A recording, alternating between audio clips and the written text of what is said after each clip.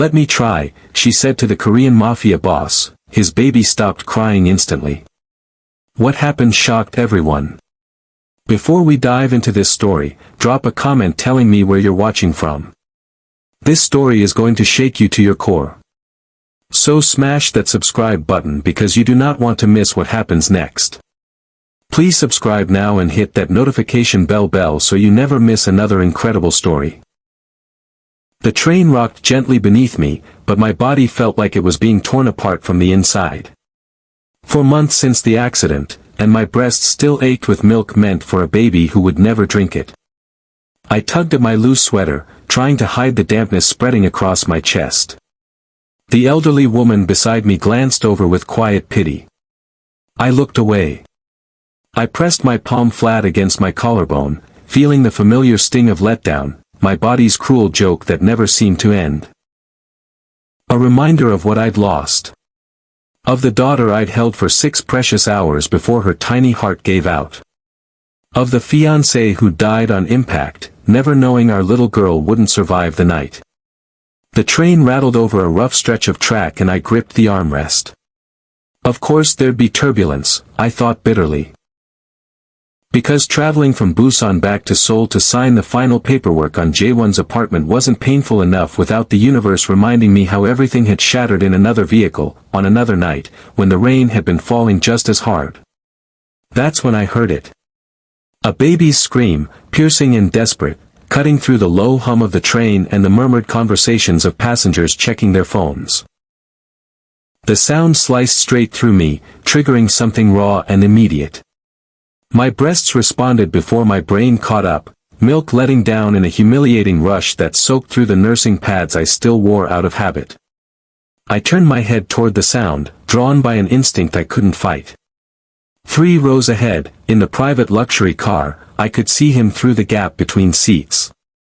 Even from behind, he radiated something dangerous.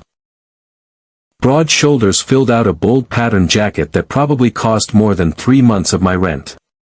Dark hair slicked back with precision. A gold chain glinted at his neck, and when he shifted, I caught the edge of black ink climbing up his throat, tattoos that disappeared beneath his collar.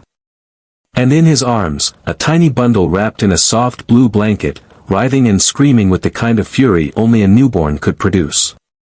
He was trying. I could see that much. His movements were careful but desperate, cycling through positions, bouncing, swaying. Nothing worked. The baby's face was red and scrunched, tiny fists clenched tight with rage. A man in a dark suit hovered nearby, security, clearly, looking as helpless as his boss. The train attendant approached cautiously, her professional smile strained. I couldn't hear their exchange over the baby's wails, but I watched him shake his head sharply. She retreated with visible relief. My feet were moving before my brain gave permission. I walked toward the sound, toward the screaming, toward something I couldn't name. The security guard stepped into my path, one hand raised. "I can help," I said, my voice rough from hours of silence. "Please. Let me try." The man with the baby looked up. Sharp features. Dark eyes that held exhaustion and something close to desperation. Neck tattoos crawling up toward his jaw. Young, maybe early 30s. But with the kind of face that had seen things most people couldn't imagine. When our eyes met, I saw it. The same bone-deep weariness I recognized from my own mirror every morning. "You think you can do what no one else has done?" His voice was low, accented with crisp Korean consonants. "What every nurse, every nanny, every specialist has failed to do."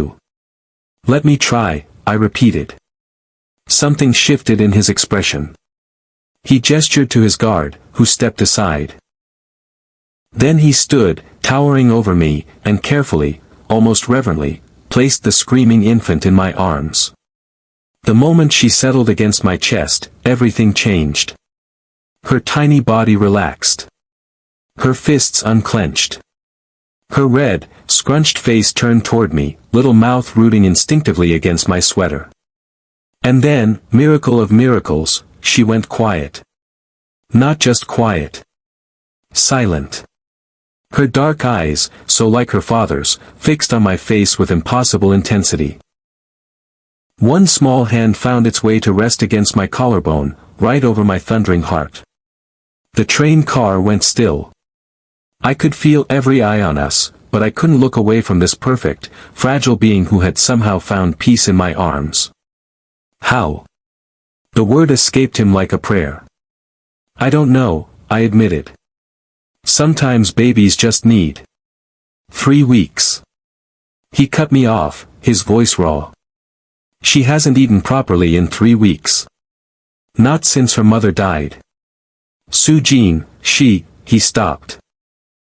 Swallowed hard. The doctors, the wet nurses, everyone. Era screams until she collapses. But you. His eyes moved from his daughter to me, assessing, calculating, desperate. Come to Seoul, he said. Live at my compound. Care for my daughter. He paused. I'll give you whatever you want. Whatever you need. Just save her. I looked down at Era, already drifting toward sleep in my arms. I had nothing waiting for me. No fiancé. No daughter. No reason to wake up tomorrow. 1 month, I whispered. I'll give you 1 month. The black SUV pulled through iron gates that had to be 3 meters tall, and I understood immediately that I had stepped into a different universe. Min-jun's compound wasn't a house. It was a fortress. Traditional Korean architecture blended with modern security, curved tile roofs and wooden beams alongside cameras that tracked our approach, armed men in dark suits stationed at every corner. As we drove up the stone path, guards bowed low when they recognized the vehicle. Not nodded. Bowed. Like he was royalty. Or something far more dangerous. Era stirred against my chest as the car stopped. I'd held her the entire drive from the train station, afraid that putting her down would break whatever spell had fallen over us.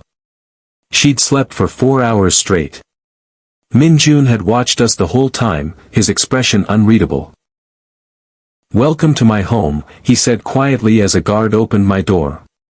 Inside, the compound was stunning, polished wood floors, silk screens, the faint scent of incense mixing with something green and growing.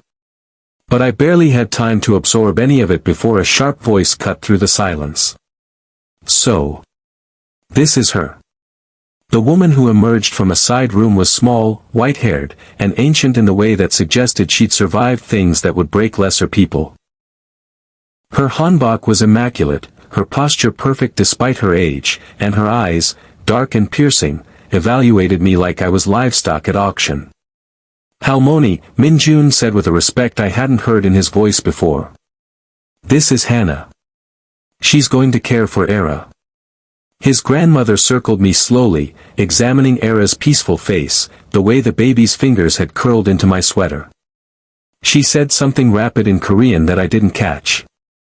Min-jun replied quietly. Whatever he said made her eyebrows rise. We will see, she finally said in accented English.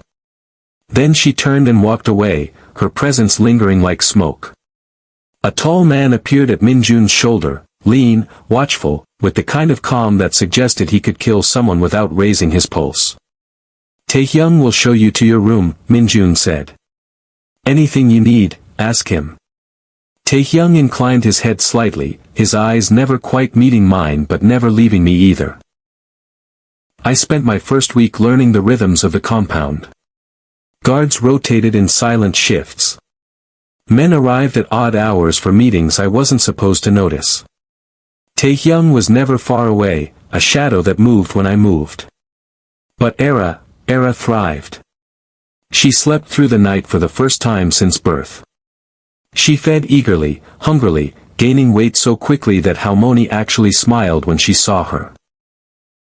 Her desperate screams transformed into normal baby fussing, the kind that could be soothed with rocking and soft words. I began to feel something I thought had died with Lily. Something that had been buried in that hospital room 4 months ago. Purpose. I had a reason to wake up. A reason to breathe. This tiny girl needed me, and for now, that was enough. 1 month passed. Then another. And somewhere between the sleepless nights and the early morning feedings, I stopped counting the days until I could leave. The compound had become familiar. The way morning light filtered through the paper screens. The smell of doenjang jjigae simmering in Halmoni's kitchen. The sound of Era's contented coos as I rocked her on the wooden porch overlooking the garden. Halmoni had stopped looking at me like an intruder. Now she looked at me like a project. "Your knife work is terrible," she announced one afternoon, watching me attempt to julienne radishes for kimchi. My granddaughter-in-law could slice faster blindfolded. And she was useless. I didn't know whether to laugh or apologize. I've never made kimchi before. Obviously. She took the knife from my hand and demonstrated with movements so quick and precise they blurred. Again. Thinner this time. I tried again. And again. By the 5th attempt, she gave a grudging nod. Less terrible. From Halmoni, that was practically a standing ovation. She taught me to make japchae, the glass noodles slippery and stubborn under my inexperienced hands. She taught me the proper way to prepare rice, clicking her tongue when I added too much water. She taught me phrases in Korean, first practical things like more milk and diaper change, then softer things. Lullabies. Endearments. Words to whisper to Era when she fussed. "Iji," I murmured one night, rocking her in the nursery. "Yuri Iji. My baby." The words felt natural now. Right. I started laughing again. Small moments at first, Era's surprised face when she hiccuped, Halmoni's dry commentary about the incompetence of Minjun's men, the way Taehyung's stoic expression cracked slightly when Era grabbed his finger and wouldn't let go. I hadn't laughed in so long. The sound startled me the first time, like hearing a stranger's voice coming from my own throat. And through it all, Minjun watched. I felt his gaze like heat on my skin. When I sang to Era in the nursery, I'd look up to find him standing in the doorway, still as stone, eyes soft in a way that contradicted everything else about him. When I walked through the compound, his attention followed, not threatening, not predatory, but intense. Focused. Like I was a puzzle he couldn't quite solve. It should have frightened me. This dangerous man with his empire of shadows and violence, watching me with such unwavering attention. It did frighten me. But not for the reasons it should have. It frightened me because when his eyes met mine across a room, I felt something spark in my chest. Something warm. Something alive. I hadn't felt alive in so long. One evening, I stood on the porch watching the sunset paint the garden gold and crimson. Era was asleep in my arms, her breath soft and even. I heard footsteps behind me but didn't turn. "You're different," Minjun said quietly, stopping beside me. "Than when you first came." "Is that bad?" "No." His voice was low, thoughtful.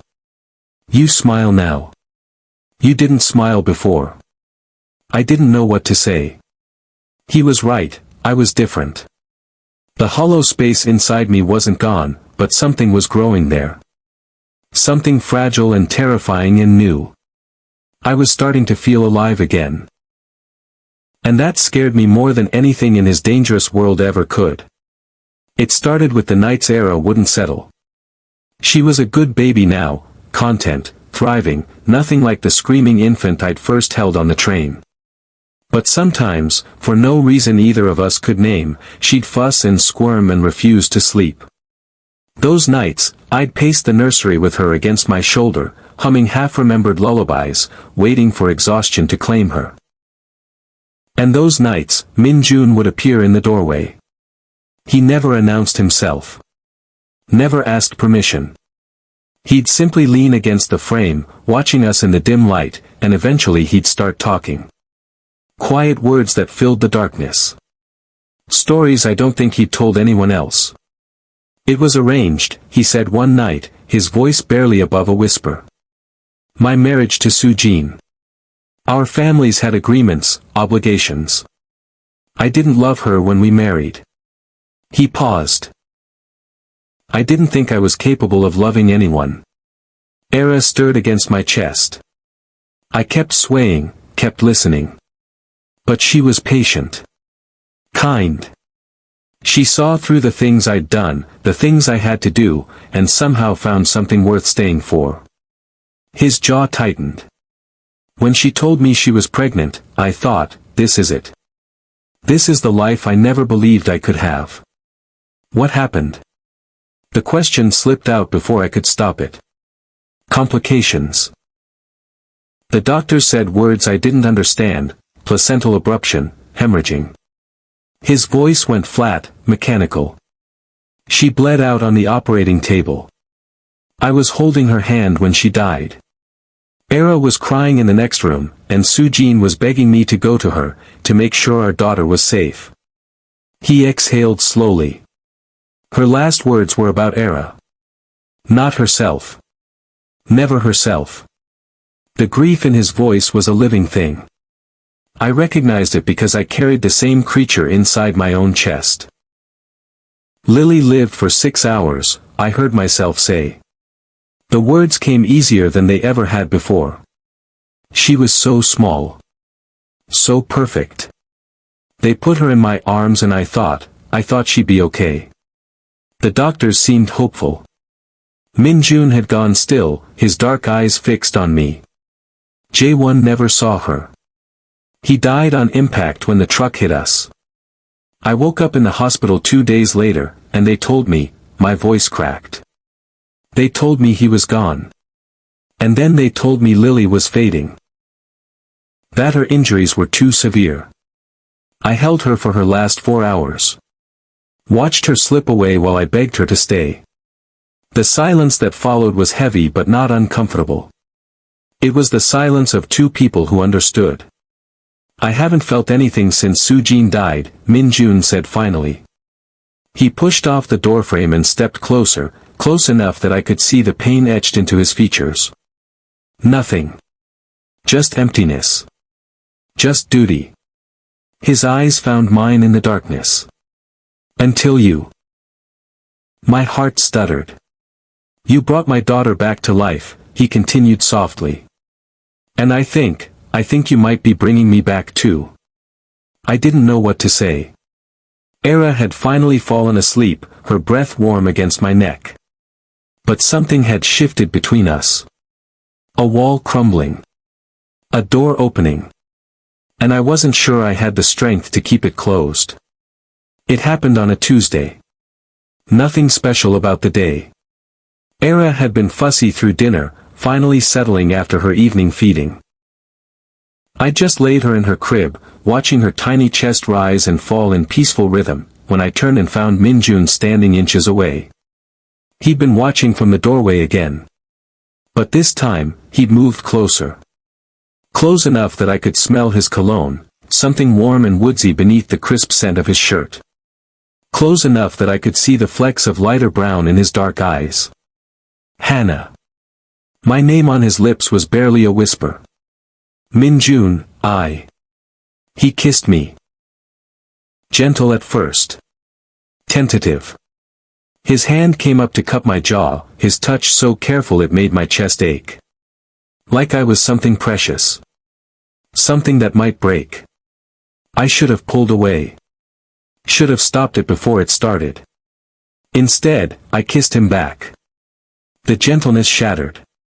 His other hand found my waist, pulling me closer, and the kiss turned desperate. Hungry. For months of grief and loneliness poured out of me, met by his own starvation for connection. I fisted my hands in his jacket, felt his heart pounding against my chest, tasted salt and need in something that felt terrifyingly like hope. For one perfect moment, I was alive. Truly alive. Not just existing, not just surviving, living. Then Lily's face flashed behind my eyes. I wrenched away so fast I stumbled. My back hit the nursery wall. Minjun stood frozen, breathing hard, confusion and hurt flickering across his features. I can't, I gasped. I'm sorry. I can't do this. Hannah. I'm sorry. I was already moving, pushing past him, fleeing down the hallway like the coward I was. I'm so sorry. I locked myself in my room and slid down the door until I hit the floor. The tears came then, ugly, wrenching sobs that I muffled against my knees so no one would hear. What was I doing? J1 had been dead for 4 months. 4 months. His side of the bed was barely cold, and I was kissing another man.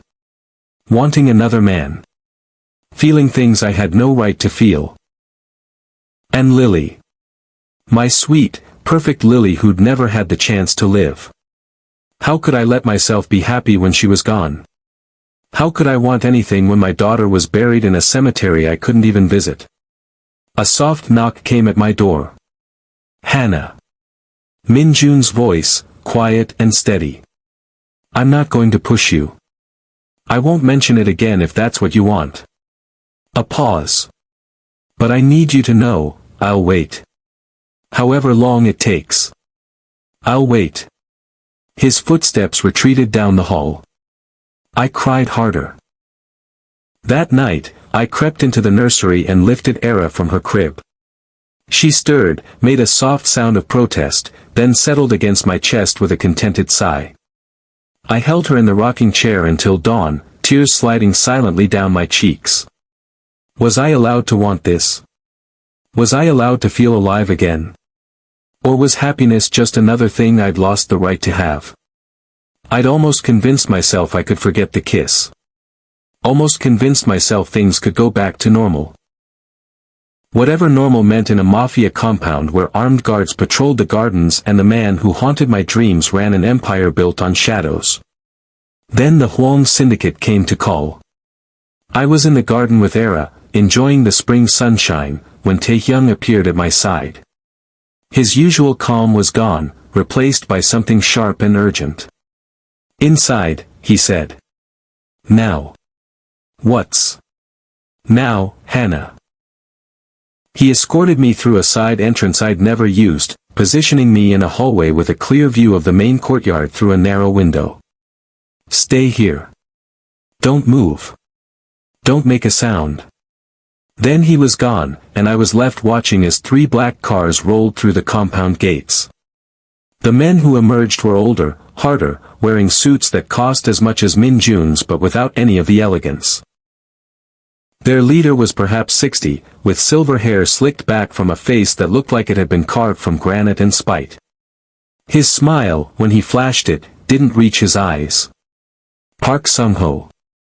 I'd heard the name whispered among the guards. The head of the Huang Syndicate. Minjun's greatest rival. Minjun walked out to meet them, and I watched him transform. The man I knew. The one who gazed at his daughter with tender wonder, who brought me tea when I couldn't sleep, who'd kissed me like I was the only thing keeping him anchored to the earth, vanished. In his place stood someone else entirely. Cold. Lethal. Every line of his body radiating controlled violence. Sung-ho. Minjun's voice carried across the courtyard, flat and dangerous. You weren't invited.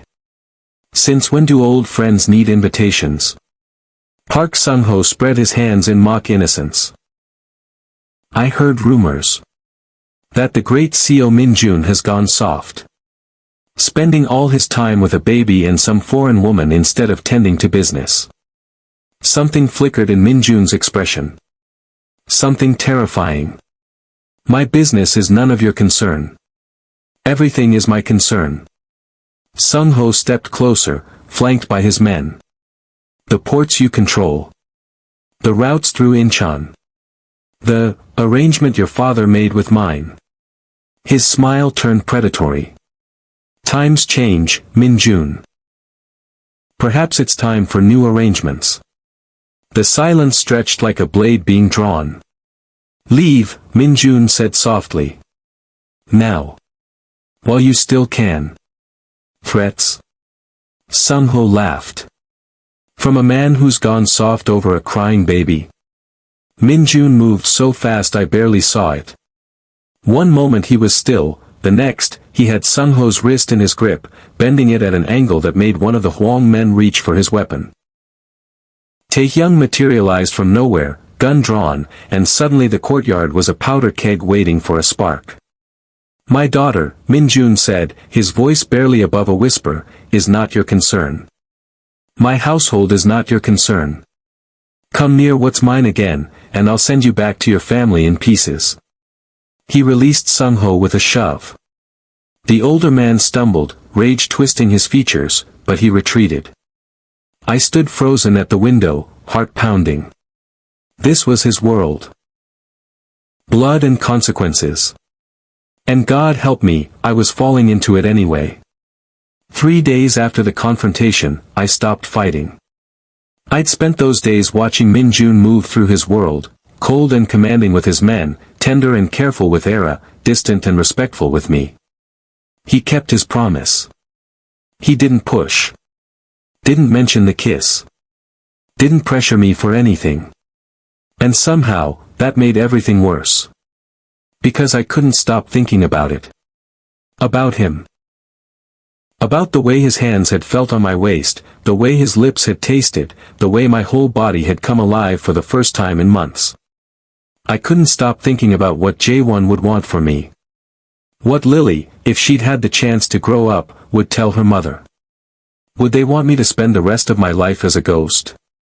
Half alive, punishing myself for surviving when they didn't? On the third night, I put Era to bed, kissed her forehead, and walked to Minjun's room. He opened the door on the second knock, surprise flickering across his features. He was in a simple black t-shirt, his hair loose and unstyled, softer than I'd ever seen him. "Hannah. Is Era?" "She's fine. She's sleeping."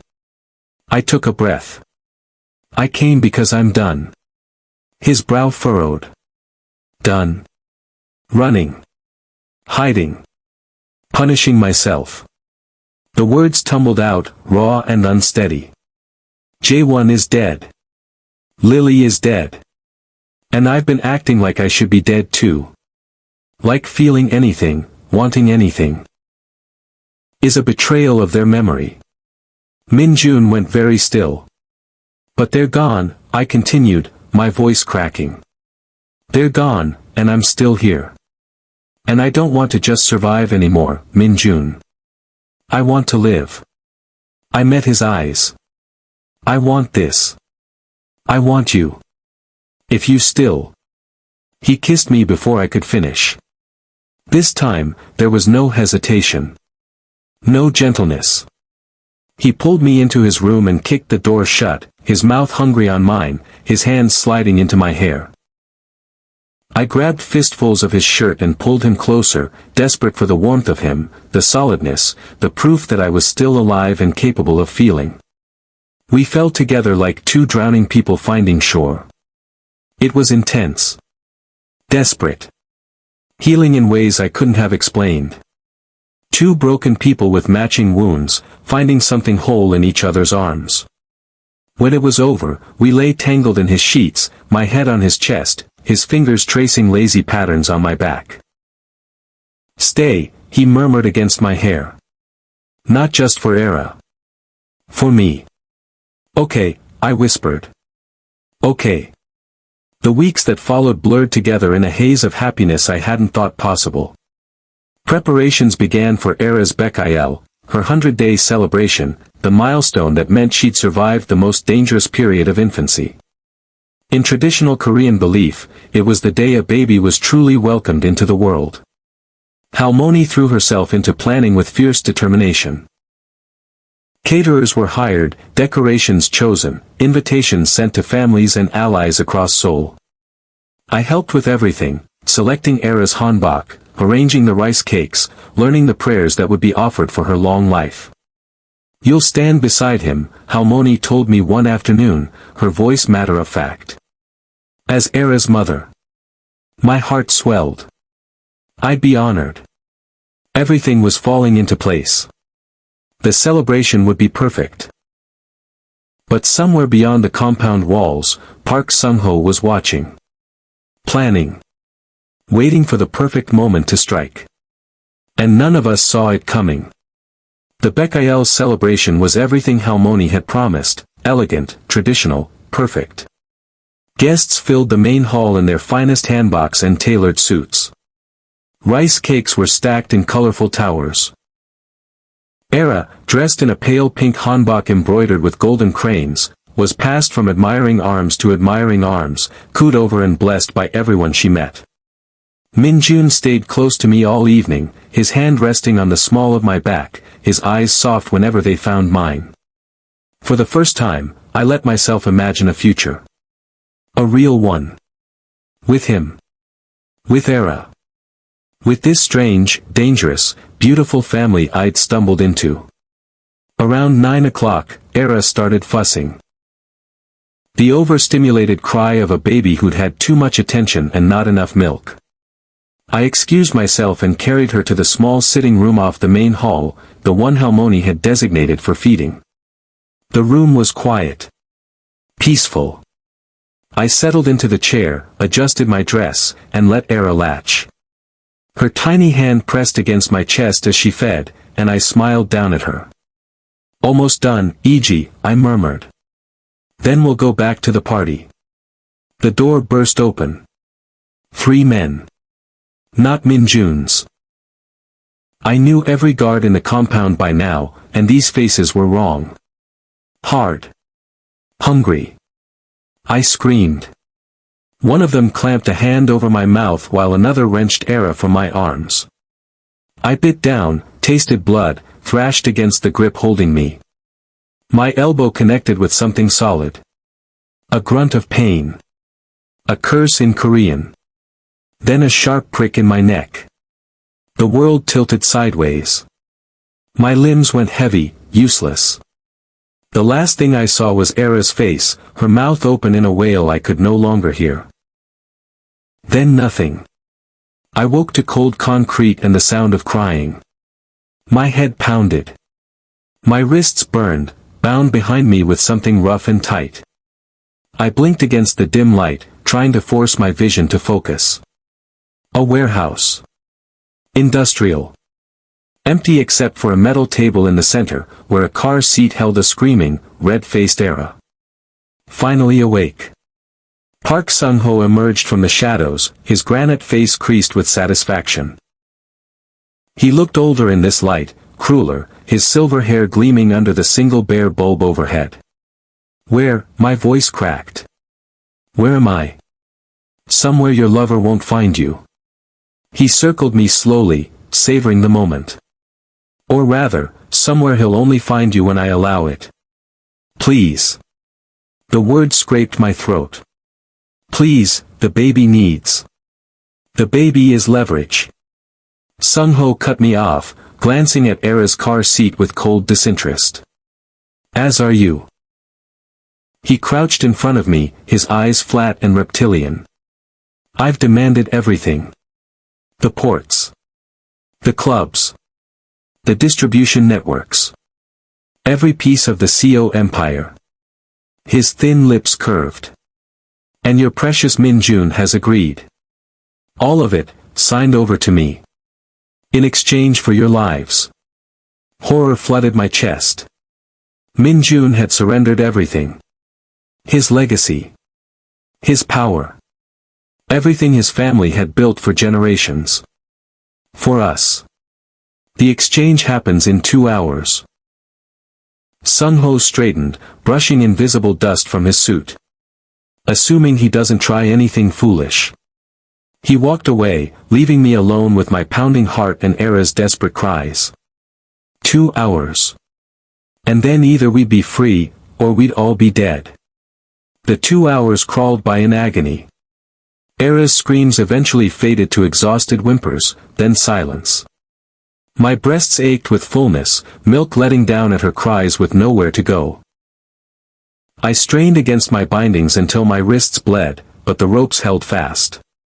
Sung-ho's men moved us to the center of the warehouse floor, positioning us where we'd be visible from every angle. Bait. Leverage. Proof of life. When the main doors finally groaned open, my heart seized. But it wasn't Min Jun who entered first. It was Tae-hyung, carrying a silver briefcase, flanked by two of Sung-ho's guards. His face was stone, revealing nothing. "Where is he?" Sung-ho demanded, emerging from the shadows. "Outside. He wants proof they're alive first." Sung-ho gestured sharply. One of his men hauled me to my feet while another lifted Era's car seat. Her weak cry pierced my heart. "Satisfied?" Sung-ho called toward the door. "Not quite." Min Jun's voice echoed through the cavernous space. "I need to see Hannah. Need to know she's unharmed." They turned me toward the entrance. Min Jun stood in the doorway, backlit by afternoon sun, flanked by more men than I could count. Our eyes met across the distance. And in that moment, I saw everything. His rage. His fear. His absolute determination. "The contracts," Sung-ho demanded. Tae-hyung opened the briefcase. "Documents. Signatures. Everything legal and binding." "Excellent." Sung-ho smiled. "Bring them forward." His men started moving us toward the center. Toward freedom. That's when hell broke loose. The explosion came from the east wall, blowing inward with deafening force. Min Jun's men poured through the breach, tactical gear, automatic weapons, surgical precision. Sung-ho's guards scrambled for cover, returning fire. The warehouse erupted into chaos. Someone tackled me to the ground, shielding my body with theirs. "Stay down." Tae-hyung's voice in my ear, calm despite the gunfire. "Don't move." I squeezed my eyes shut. The sounds were overwhelming. Explosions, shouting, the sharp crack of bullets. Smoke burned my lungs. Blood pounded in my ears. Then silence. Sudden and absolute. "Hannah." I looked up. Min Jun stood over me, blood streaked across his face, his clothes torn and stained. But his eyes were clear. And in his arms, clutched safely against his chest, was Era. "You came," I whispered. "Did you think I wouldn't?" He helped me up with one hand, the other securing our daughter. "Did you think contracts and territory matter more than you? Than her?" Behind him, Park Sung-ho knelt on the concrete, hands zip-tied, surrounded by Min Jun's men. His empire shattered. His power broken. "It's over," Min Jun said quietly. "All of it." Later, in the quiet aftermath, he found me in the compound's garden. Era was sleeping peacefully in the nursery, watched over by Halmoni and half a dozen guards. My wrists were bandaged, my body exhausted, but I couldn't sleep. Min Jun sat beside me on the stone bench. For a long moment, neither of us spoke. Then he pulled something from his pocket. A small velvet box. "I'm stepping back," he said softly. "From the daily operations. From the violence. Tae-hyung will handle things. I want," he paused, opened the box to reveal a simple gold band with a single diamond. "I want a life. A real life. With you." Tears blurred my vision. "Marry me, Hannah. Not because of obligation. Not because of Era." His voice cracked. "Because I love you. Because you brought my daughter back to life. Because you brought me back to life." I looked at this dangerous man who'd burned down his enemies for me. Who'd surrendered his empire without hesitation. Who'd shown me that love could exist even in darkness. "Yes," I whispered. "Yes." 1 year later, I gave birth to a son. Min Jun held my hand through every contraction, never leaving my side. Not when I screamed, not when I cried, not when the doctors rushed in with worried expressions that turned to relief when our baby arrived healthy, screaming, alive. Min Jun wept openly. No shame. No restraint. Just overwhelming gratitude.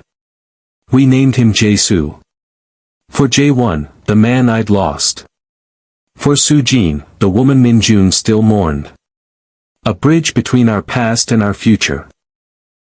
Era, now a bright-eyed toddler with her father's serious expression and her mother's gentle spirit, peered into the bassinet with wonder. "Appa?" she asked, pointing at her new brother. "Yes, baby," I laughed through my tears. "Your little brother." Min-jun wrapped his arms around all of us, me, Era, Jae-soo. His empire still existed somewhere beyond these walls, but it wasn't his identity anymore. This family forged from grief. Love born from ashes. A future neither of us had dared to imagine. I looked at my husband, my children, the life I never expected to have. I didn't lose everything in that accident. I lost my old life, the one I'd planned, the one I thought I wanted. But I found this. Messy. Dangerous. Beautiful. Whole. I am Hana Seo now. Wife. Mother. Survivor. And I am finally, completely home. They say God takes away before he gives. But sometimes, what he gives back is more beautiful than anything you could have imagined. Type blessed if this story made you cry. And don't forget to subscribe, your next favorite story is coming soon.